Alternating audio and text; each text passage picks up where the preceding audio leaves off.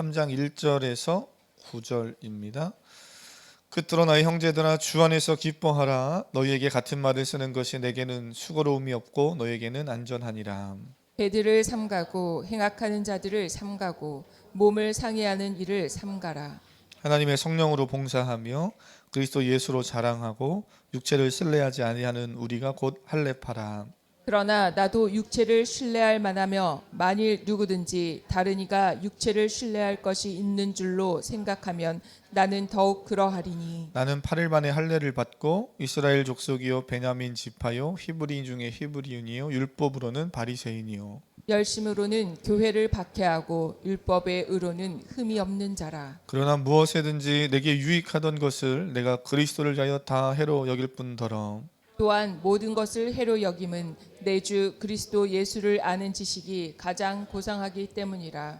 내가 그를 위하여 모든 것을 잃어버리고 배설물로 여김은 그리스도를 얻고 함께 읽습니다. 그 안에서 발견되려 함이니 내가 가진 의는 율법에서 난 것이 아니요 오직 그리스도를 믿음으로 말미암은 것이니 곧 믿음으로 하나님께로부터 난 의라. 아멘. 아멘. 아멘을 아무도 안 하시나 어떡하나 그랬는데 아멘 하시는 분들이 계셔요. 예수 그리스도의 마음을 품고 사십시오. 하나님이 은혜를 주실 줄 믿습니다. 옆 사람과 인사하겠습니다. 그리스도 예수의 마음을 품고 살아갑시다. 시작. 그리스도 예수의 마음을 품고 살아갑시다. 아멘. 자꾸 왜 시키나 그럴 수 있어요. 그런데 어느 순간인가 우리 성도님들 또 학생들 삶을 살다 보면 이 마음이 갑자기 생각날 때 있어요. 내 마음대로 막 하고 싶은데 그래 예수 그리스도의 마음을 품고 살라고 그랬지. 이 마음이 생각날 때 있어요. 갑자기 군대에서 생각날 수도 있어요. 갑자기 학교에서 생활하다 생각날 수도 있고 직장 생활에서 또는 교회에서 봉사하다가도 에이 때려칠까 이런데 갑자기 그렇지 예수 그리스도의 마음을 품으라고 그랬지 생각날 수 있는 거예요. 하나님의 말씀을 자꾸 믿음으로 선포하고 그 말씀대로 살아가는 성도님 될 수 있기를 축복합니다. 이 예수 그리스도의 마음을 품고 산다는 것이 그런데 잘 눈에 보이지 않잖아요. 예수 그리스도의 마음을 품었는지 내 마음으로 살고 있는지 나는 알지만 다른 사람은 이게 잘 안 보여지는 거죠. 근데 오늘 말씀을 보면 예수 그리스도의 마음을 품고 살아가는 그리스도인에게 두 가지의 분명한 특징이 나타나는 것을 이야기해 줍니다. 그 한 가지는 기쁨이에요. 오늘 그 두 가지를 좀 살펴보려고 하는데 제가 설교를 준비하다 보니까 이 기쁨에 대한 이야기를 이미 앞에 1장과 2장에서도 여러 번 바울이 이야기했고 저도 설교를 했거든요. 근데 오늘 3절의 끝으로 나의 형제들아 주 안에서 기뻐하라 또 이야기하면서 또 말씀을 선포합니다. 그래서 좀 짧게 하려고 했는데 이게 중요한가 봐요. 올해. 그래서 설교를 준비하다 보니까 두 가지 기쁨과 또 하나 두 가지 이야기하려고 하는데 이 내용이 앞에 부분이 꽤 많아요. 그래서 하여튼 주어진 시간 안에서 은혜롭게 잘 마무리해 보도록 하겠습니다. 이건 또 간절히 바라시는군요. 한번 1절 읽어볼까요? 본문 1절입니다. 함께 1절 읽겠습니다. 시작. 끝으로 나의 형제들아 주 안에서 기뻐하라. 너희에게 같은 말을 쓰는 것이 내게는 수고로움이 없고 너희에게는 안전하니라. 아멘. 아멘. 바울이 또다시 기뻐하라 이렇게 말합니다. 자신이 같은 말을 또 반복하고 있다는 사실을 너무나 잘 알고 있어요. 오죽하면 너희에게 같은 말을 쓰는 것이 내게는 수고로움이 아니다 이렇게 표현합니다. 이런 거겠죠. 빌립보 교회 성도들을 향해서 주 안에서 기뻐하십시오. 내가 1장에서도 이야기하고 2장에서도 이야기하고 계속 기뻐한다는 표현을 이야기하고 있지만 이 말을 내가 또 반복하기를 원합니다. 너무나 중요해서 10번, 100번, 1000번, 10,000번 해도 이것은 너무나 중요합니다. 그러면서 또 정말로 예전 번역에는 정말로 오늘 우리가 읽은 빌립보서 3장의 이 개역 개정에서는 끝으로 이렇게 이야기를 하면서 말하죠. 우리가 누군가 대화할 때도 끝으로 그 있잖아 내가 마지막으로 얘기해 볼게 이렇게 얘기할 때는 그 사람이 자기 뭔가 정리하고 싶은 중요한 내용이 있을 때 그렇게 하잖아요. 그런 것처럼 바울도 또다시 한번 중요한 얘기를 하겠다고 하는데 그게 특별하게 새로운 이야기가 아니라 주 안에서 기뻐하라는 겁니다. 저 역시 올 한 해 사랑하는 성도님들이 예수 그리스도의 마음을 품고 매 순간 기뻐하며 사실 수 있기를 주님의 이름으로 축복합니다. 매 순간 기쁨을 의지적으로 선택하고 살아가는 자의 삶은 주 안에 있을 때 가능한 일이죠. 이게 우리가 이미 1장, 2장 보면서 살펴봤어요. 주 안에 있어야 가능하고 그 기쁨을 의지적으로 선포하라 이렇게 나눴습니다. 바울이 주 안에서 기뻐하라라는 말을 할 때 바울의 상황이 감옥에 지금 갇혀 있는 상황이잖아요. 저는 이 빌립보서를 보면서 기뻐하라는 바울의 말이요, 단지 조금 더 웃으십시오, 웃음은 복이 옵니다 라든지 좀 더 행복하게 사십시오, 이런 감정에 대한 표현을 최대한 슬픔이 아닌 기쁨으로 하시고 기쁨을 유지하십시오, 그런 의미로 들려지지 않아요. 정말 그런 걸까? 단순히 그냥 많이 웃으라고 하는 얘기일까? 저는 스스로에게 그런 질문을 던져봅니다. 근데 말씀을 읽어보면 그런 의미가 아님을 충분히 우리가 알 수 있죠. 만약에 그저 슬픔이 아닌 이 기쁨의 어떤 감정을 좀 유지해라, 이것이 바울이 말하는 의도라면 흔한 세상에 사는 웃음 치료사분들이 하는 것처럼 그냥 계속 웃으면 됩니다. 교회 와서 말씀 듣고 찬양할 때는 무조건 밝은 찬양만 하면서 계속 그냥 박수치고 막 웃기만 하면 돼요. 와 막 이러면서 웃음 치료 이런 거 하듯이 집에 가서 혼자 성경 보다가 와 웃고 이러면 되는 건가? 네, 저 혼자서 신나는군요. 근데 그렇게 한다고 그게 되는 것인가? 그런 거 아니죠. 바울이 기뻐하라는 의도는 분명 그런 건 아니에요. 바울은 환경과 조건에 흔들림 없이 기쁨을 선택할 수 있는 기쁨의 근원을 가지고 살라라고 말하는 것처럼 계속 보여집니다. 사랑하는 성도님, 기뻐하고 싶은데 기쁨이 내 안에서 일어나지 않을 때가 얼마나 많아요. 기뻐해야 되는 것 아는데 의지적으로 선택해서 하려고 하는데도 불구하고 안 될 때도 많고요. 그 상황이 나를 짓눌러서 거기에 기쁨보다는 오히려 기뻐하라고, 오히려 그냥 그게 슬픔이 아니라 더 짜증과 화로 확 이렇게 일어날 때도 우리가 있는 것을 경험하잖아요. 사도 바울이 기뻐하라라고 말할 때는 특별히 주 안에서라는 표현을 계속 쓰고 있습니다. 그러니 이 말은 그저 많이 웃고 행복하게 사십시오, 아무리 환경이 어려워도 웃으면 기뻐하면 좋습니다, 이런 의도가 아니라 기쁨의 근원 대신 예수 안에서 살라는 거죠. 그러면 기뻐하는 삶으로 이어지는 줄 믿습니다. 기쁨의 근원, 기쁨이신 분은 오직 예수 그리스도지죠. 지난 한 주간 우리 성도님들이 많이 기도해 주셔서 제 아내가 그 5일 이제 기도원, 오살리 금식 기도원에서 이제 금식을 하고 잘 내려올 수 있었어요. 너무 감사하죠. 기도해 주시고 많이 신경 써 주셔서 감사하더라고요. 그동안에 저도 아무래도 이제 걱정이 되니까 20일, 40일 금식하시는 분들에 비하면 5일 후딱 하고 내려오는 거지 이러면서 저도 내려왔지만, 어쨌든 또 금식을 한다는 건 하루를 하든 3일을 하든 5일은 하든 영적인 싸움이잖아요. 그래서 제가 잘하고 있는지, 아픈 곳은 없는지, 불편한 건 없는지 제가 물어보려고 전화를 새벽 예배 끝나고 집에 가서 하고 저녁에 자기 전에 하고 했겠습니까? 안 했겠습니까? 네, 하지요. 잘 있나 궁금해서. 근데 놀라운 건 전화를 할 때마다 불편한 거 없냐, 힘든 거 없냐 이런 거 물어보려고 전화했는데 시족인간 제 아내가 계속 끊임없이 하는 얘기는 은혜 받은 얘기, 감사한 얘기, 재미난 얘기, 행복한 얘기, 기쁜 얘기, 이런 것만 계속 하는 거예요. 뭐가 그렇게 신나니, 거기 뭐가 그렇게 재밌니, 오늘 이 목사님은 이런 설교했고 이 말씀이 너무 재밌고 너무 좋았고, 사랑하는 성도님들 위해서 기도하다 보니까 이게 너무 감사하고 이런 은혜가 있고 이런 기쁨이 있고 이런 걸 막 얘기하는 거예요. 그 집에 와서 보니까요, 아직 이제 금식하고 온 지 며칠 안 돼서 그런지 몰라도 집에 와서도 여전히 부드러워요. 할렐루야. 여전히 은혜롭고 부드러운 엄마가 됐어, 아이들한테. 그래서 제가 깨달은 게 있어요. 사랑하는 성도님, 올 한 해 기쁨과 감사가 사라지는 듯하다 싶으면 5일 금식을 추천합니다. 그냥 5일만 금식 들어가 보세요. 네, 다 감사하죠. 다 기쁘고. 바울이 주 안에서 기뻐하라 라고 여러 차례 반복하는 것이 너희에게 안전하게 하는 안전장치와 같다. 오늘 1절에서 그렇게 이야기합니다.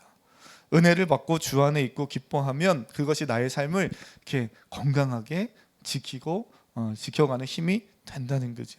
그러기에 바울은 그렇게 기뻐하라고 또 말하는 것이 재차 반복하는 것이 결코 귀찮지 않다는 겁니다. 이번 한 주간 스스로에게 주 안에서 기뻐하리라 라고 스스로에게 자꾸 반복해서 도전해 보시는 성도님 되시기를 바랍니다. 올해는 예수 그리스도의 마음을 품고 내가 그 기쁨, 그 감사, 그 은혜를 빼앗기지 않으리라 하는 고백을 가지고 살아보시기를 바랍니다.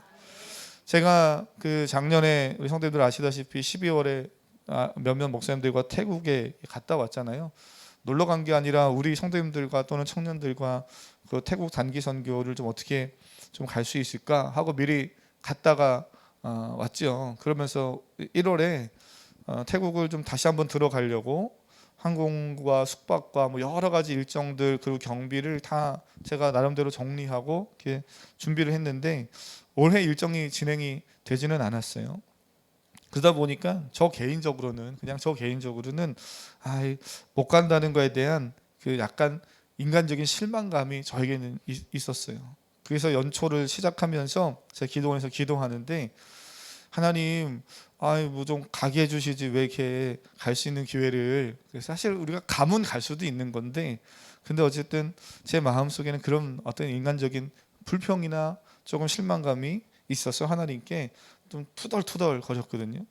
그런데 그때 기도하는 중에 제 마음 속에 이런 마음을 하나 주시더라고요. 그것도 교회가 성장하는 과정이다. 그것도 지금 성장하는 과정이다. 라는 깨달음이 있었어요. 그래서 감사하더라고요. 그렇지. 이 과정을 지나가면서 성장하고 있는 거구나, 우리가. 그래서 또 하나님이 이 과정을 지나면 다음엔 또 이렇게 해서 갈 수 있는 기회를 주시겠구나. 그런 마음들이 오더라고요. 그러니까 감사하게 되는 거예요. 불평할 일이 아니더라고요. 근데 마침 그날 기도원에서 기도하는 이제 강사 목사님이 이제 설교 중에 어떻게 하나님이 제 마음을 아셨는지 그 목사님을 통해서 그 목사님이 선교를 바로 그 12월 제가 기도원 가기 그 몇 주 전에 다녀온 이야기를 또 해주시는 거예요. 근데 그분이 이제 선교를 갔다 오면서 필리핀 공항에서 선교를 다 마치고 돌아오는 날 한국에 눈이 너무 많이 내려서 비행기가 이륙 착륙을 할 수 없으니까 4시간을 대기해야 된다고 그래서 필리핀 공항에서 대기를 했다는 거예요. 우리나라 인천공항 가보셔서 알겠지만 너무 잘 돼 있잖아요.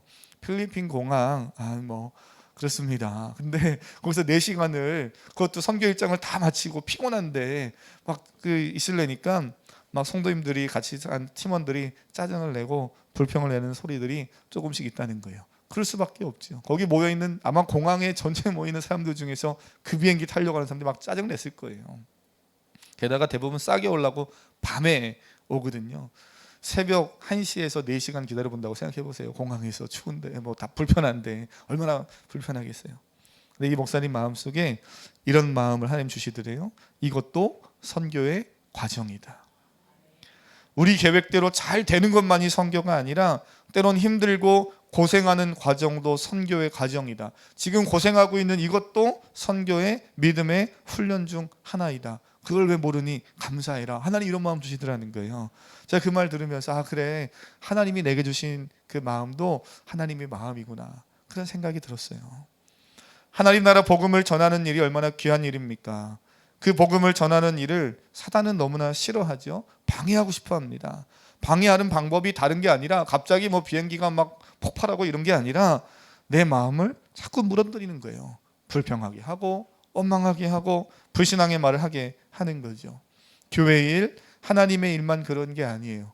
개인의 삶에서도, 가정과 사회생활 중에서도 나의 마음이 무너지는 일을 우리는 수없이 만납니다. 그 과정에서 불평하고 원망하고 불신앙의 말을 뱉어낼 때도 우리가 있었다면 오늘 말씀 기억하면서 한번 좀 그런 삶을 잘 예수 그리스도 안에서 이렇게 끊어내는 우리 사랑하는 성도님 되시기를 바랍니다. 왜냐하면 우리가 기억해야 될 것이 있어요. 내가 한 말에 내가 사로잡혀 사는 것이 인간이기 때문에 그렇습니다. 선교 괜히 왔다, 고생이다. 이 사람이랑 괜히 결혼했다.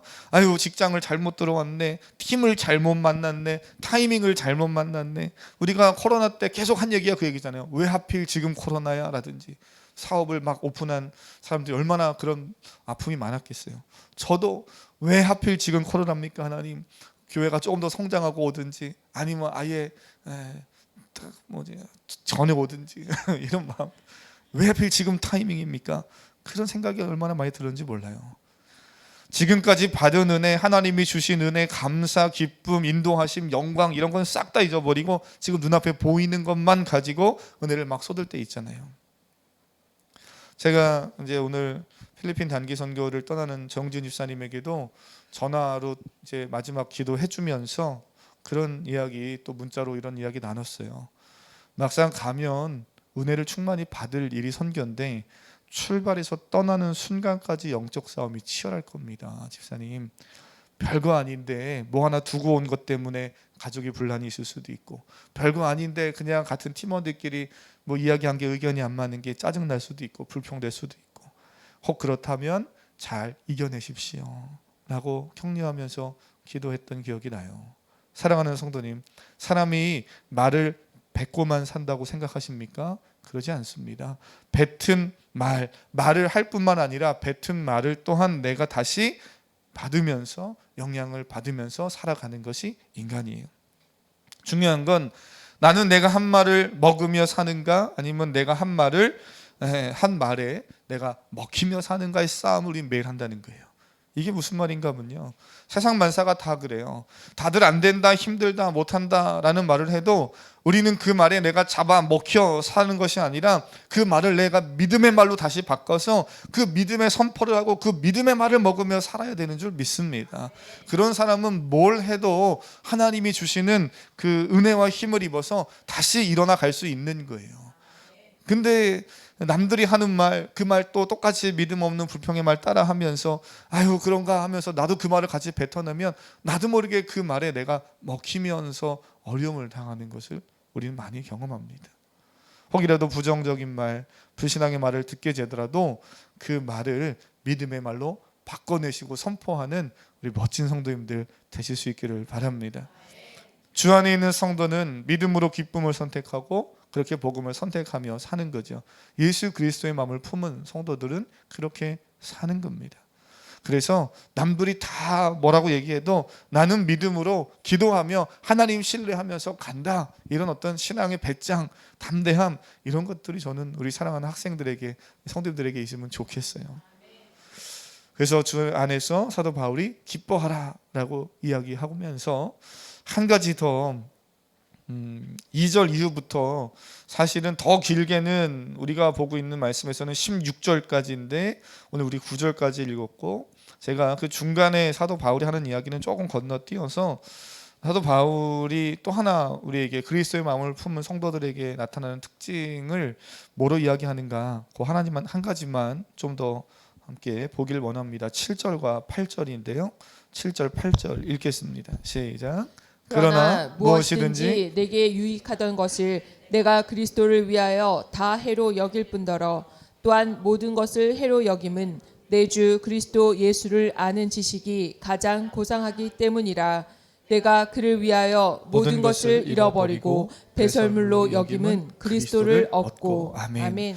바울은 2절과 3절, 오늘 본문에서 2절과 3절 보시면 갑자기 성경에 왜 개에 대한 이야기가 나오나 이러는데, 실제로 여기서 말하는 개는 우리가 요즘은 이제 뭐 애완견이고 너무 반려견이어서 귀하게 여기는 동물 중에 하나지만 어쨌든 그 개 맞습니다. 여기서 2절에 등장하는 개는 동물 개를 이야기하는 거예요.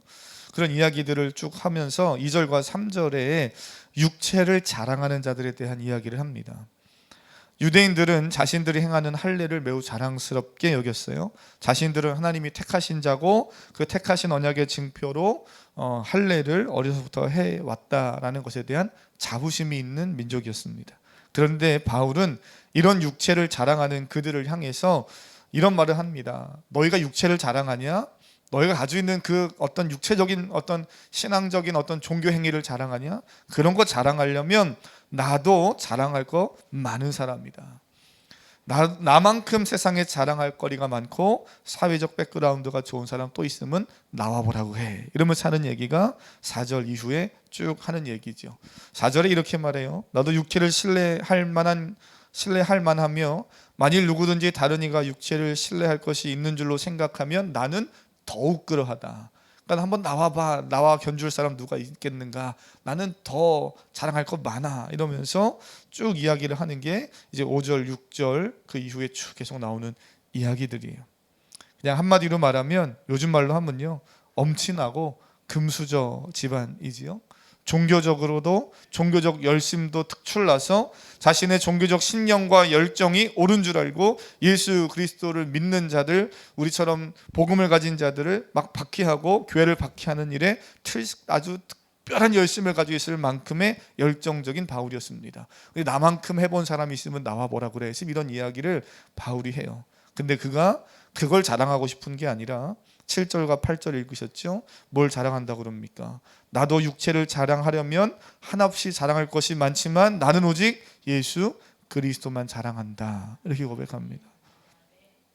바울의 인생에서 중요하게 생각했던 것들, 그가 얼마나 그가 가지고 있는 종교적 신념이 중요했으면 많은 사람들을 옥에 가두고 그리스도인들을 옥에 가두고 그리스도를 죽이는 그 일에 앞장서는 일까지 했겠어요. 그러니 이 종교적 열심, 우선순위는 되게 뛰어났던 거거든요. 그런데 그것이 바뀌는 일이 있었다는 겁니다. 누구 때문에? 예수 그리스도 때문에. 우리도 그런 경험이 있습니다. 잘 기억하지 못하겠지만 우리 사랑하는 성도님들 다 예수님을 처음 믿고 예수님을 인격적으로 만나고 난 이후에 삶의 가치와 기준들이 바뀌어지는 것을 다 경험하셨을 거예요. 그리고 이것이 바뀌어야 그리스도인의 삶을 살아갈 수 있습니다. 구원받았다라고 우리가 말하지만 정말 구원받았다면 이 삶의 가치와 기준이 바뀌어진 것을 경험해야 돼요. 그래서 그런 삶을 살아가는 성도들을 우리는 교회 안에서 사실은 많이 만나야 되는데 그러지 못한 경우들도 있어서 조금 우리가 답답할 때도 있고 어려움을 만날 때도 있죠. 그렇다고 그들을 비난할 게 아니라 기도해 줘야 하는 줄로 믿습니다. 어쨌든 바울이 오늘 이 고백하는 걸 보면 이전에 자신이 가치 있고 귀하게 여겼던 육체의 모든 일들을 이제는 그리스도를 위하여 다 해로 여길 뿐더러 또한 모든 것을 해로 여긴다. 해로 여긴다는 표현을 2번이나 반복해요. 그러니까는 자신이 과거에 의지했던 것, 가장 중요하게 여겼던 것, 그거 이제는 내가 다 주를 위해서 별거 아닌 것으로 여기겠다, 이렇게 말하죠. 근데 설명을 조금 더 하면 바울은 내가 예수 그리스도를 만난 그때 삶이 바뀌고 변화되어진 것 한 번만 이야기하는 게 아니라 그렇게 바뀌어지고 난 이후에 나의 삶과 가치가 바뀌어진 채로 내가 지금 계속 살고 있고 앞으로도 또 계속 그렇게 살아갈 것이다 라는 그러한 과거의 일과 현재의 상황과 미래의 상황까지도 그가 쭉 고백하고 있는 것을 오늘 본문에서 보게 돼요. 물론 한글 성경은 그 표현이 문법적으로 잘 안 나타나지만 이 사도 바울이 하는 이야기 안에는 그런 의미들이 담겨 있습니다. 사랑하는 성도님, 이 시간 제가 말씀을 마무리하면서 축복하길 원합니다. 여러분의 삶의 절대 가치가 예수 그리스도 한 분뿐이시기를 바랍니다. 그런 사람은 절대로 세상에서 길을 잃지 않을 수 있습니다. 기준이 뭐하니까 다 길을 잃어버리는 거죠. 신호체계가 분명하게 대한민국 땅에 살면서 빨간불은 서라는 거야, 파란불은 가라고 하는 거야 라는 명확한 기준과 체계를 알고 있으면 운전하는데 고민할 필요 없어요. 빨간불이면 쓰면 되고, 그죠? 파란불이면 가면 되잖아요. 그런데 기준이 명확하고 기준을 알지 못하면 이걸 가야 되는지 서야 되는지 헷갈리는 거죠. 신앙생활도 똑같습니다. 예수 그리스도가 내 인생의 절대 기준으로 있으면 주변에 누가 뭐라고 하고 사람이 어떤 얘기를 하고 환경이 어떻게 이야기해도 상관없이 나는 말씀 예수 그리스도를 살아가는 거죠. 그러니 사랑하는 성도, 이건 너무나 중요한 일이에요. 사도 바울이 그래서 나의 자랑은 오직 예수 그리스도뿐이라고 말합니다. 저는 여기서 꼭 이 이야기를 하고 말씀을 마치려고 하는데요. 이 이야기를 하면 많은 사람들이 이렇게 오해하는 것 같아요. 예수님만 자랑합시다. 그러면 세상에서 자랑할 것이 하나도 없어서 세상 말로 하면 너무나 무기력하고 무능하고, 이렇게 표현 죄송해요. 세상 사람들이 볼 때 아유 저 사람 교회 다니는 사람 쪼다 같아, 아무것도 할 줄 아는 게 없어, 무능해, 그러니 맨날 예수님 얘기밖에 못하지, 예수님밖에 자랑할 게 없지, 이런 의도는 분명 아니거든요. 성경이 그렇게 이야기하고 있지 않고 바울도 그렇게 얘기하고 있지 않아요. 근데 많은 사람들이 오해해요. 예수님만 자랑합니다. 그러면 난 세상에 자랑할 것이 하나도 없어요. 저는 그렇게 말하는 성도님들이 우리 성도님들 중에 한 분도 안 계시기를 축복합니다. 오히려 누가 물어보면 나 다른 성도, 다른 사람들이, 믿지 않는 사람들이 여러 성도님들을 보고 자녀들을 볼 때 놀랄 만한 일들도 많고, 야, 자랑할 만한 일거리가 많은 인생 되시길 축복합니다. 그게 없어서 아유 어쩔 수 없이 뭐 하나 자랑하려니까 뭐 자랑할 것도 없고 예수 그리스도나 뭐 하나 좀 자랑할게요, 이런 게 아니라, 사도 바울은 자랑할 게 너무 많은데 이 모든 걸 내가 다 자랑할 수 있는데 나 그거 자랑하지 않는 이유는 그거 내게 아무 의미가 없기 때문이다. 예수 그리스도가 제일이기 때문에, 예수 그리스도면 이 모든 것들 다 덮을 수 있기 때문에, 그래서 나는 예수 그리스도만 자랑합니다, 이렇게 말하는 거예요. 그러니 사랑하는 성도님들, 자녀들을 위해서 또 성도님의 삶에서 기도하실 때 하나님, 내 인생이 자랑거리가 많은 인생 되게 하시옵소서. 하나님의 은혜도 자랑거리가 많고, 내가 하나님의 은혜를 경험한 것도 자랑거리가 많고, 직장생활 또는 사업을 운영하고 공부하면서 하나님이 주신 어떤 자랑거리가 많이 있게 해주십시오. 근데 그 다음이 중요하잖아요. 그 자랑거리로 그것만 자랑하고 그 자랑거리로 내가 자랑이 되면 그건 사도 바울이 원하는 의도가 아니죠. 자랑거리가 많기를 축복합니다. 하나님의 많은 은혜와 축복을 받으시기를 바랍니다. 근데 그것이 반드시 그럼 어떻게 해야 되는가? 예수 그리스도와의 관계 안에 있어야 되는 거예요. 사업하시는 분들, 직장생활하거나 사회에서 돈을 버는 성도님들, 세상에서 돈을 하나님의 은혜 가운데 많이 버시길 바랍니다. 그래서 올 한해가 마무리될 때, 야, 이렇게 해서 돈을 많이 벌었어요, 자랑할 수 있는 그러한 수준도 될 수 있기를 축복합니다. 아니 왜 그러셔요? 믿음 없는 이야기, 제가 지금 혼자 너무 세상적인 이야기를 한다고 생각하시나요? 자녀들이 좋은 대학도 가고 좋은 직장도 들어가고 세상에서 부러워할 만한 자리에 올라가기를 축복합니다. 그 나쁜 거 아니잖아요. 근데 문제는 그걸 가지고 그것만 자랑하고 자녀만 자랑하고 내가 잘 돼서 복 받은 것만 자랑하고, 그러면 하나님 기뻐하시는 일 아니죠. 하나님과 연결지어서 내가 하나님께 받은 이 복이 이렇게 많은데 이 재물을 가지고 내가 하나님 기뻐하는 선교하는 일, 영혼 살리는 일, 또 누군가 어려운 사람을 도왔던 일, 교회의 필요를 채웠던 일, 뭔가 그런 하나님과 연관된 일을 자랑하는 성도님 되신다면 그건 결코 문제가 되지 않죠. 교만으로 가지 않습니다. 내가 가지고 있는 재능, 아이들이 열심히 공부한 어떤 지식이나 또는 은사나 또 내가 가지고 있는 건강, 나 이렇게 건강해요, 나 이렇게 열심히 운동했더니 건강이 좋아졌어요. 또는 우리 여자 성도님들, 내가 열심히 미모를 관리했더니 이뻐졌어요. 할렐루야. 자랑하시기를 바랍니다. 자랑할 수 있는 미모템은 좋지요. 그런데 그것만 자랑하면, 나 맨날 이뻐졌어, 얼마 뭐 발랐더니 이뻐졌고 얼마 비싼 거 먹었더니 뭐 좋아졌어, 이것만 자랑하면 하나님과 무슨 상관이 있어요? 그런데 내가 예수님 만나니까 얼굴이 이뻐졌고 예수님 만나니까 건강해졌고, 그래서 내가 예수님과 함께 더 이런 삶을 살고 있고, 이런 어떤 예수 그리스도 안에서 하나님을 자랑할 수 있는 그런 관계성이 있다면 사랑하는 성도님, 자랑할 만한 일들이 많이 있기를 축복합니다. 그래서 오늘 말씀 기억하면서 두 가지, 항상 기뻐하라, 그리고 오직 예수 그리스도만 자랑하라. 그리고 그렇다고 해서 자랑할 게 없어서 예수 그리스도가 아니라 내 안에 하나님 주시는 풍성한 은혜들이 가득해서 그럼에도 불구하고 예수 그리스도가 최고여서 자랑하며 살아가는 우리 사랑하는 성도님들이 다 되기를 주님의 이름으로 축복합니다.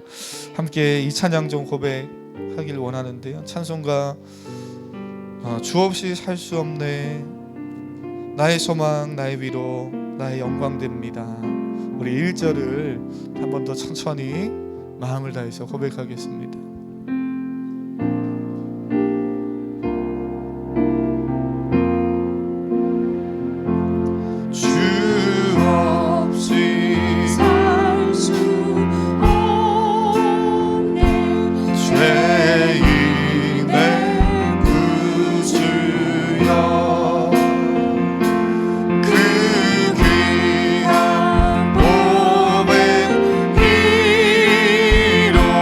나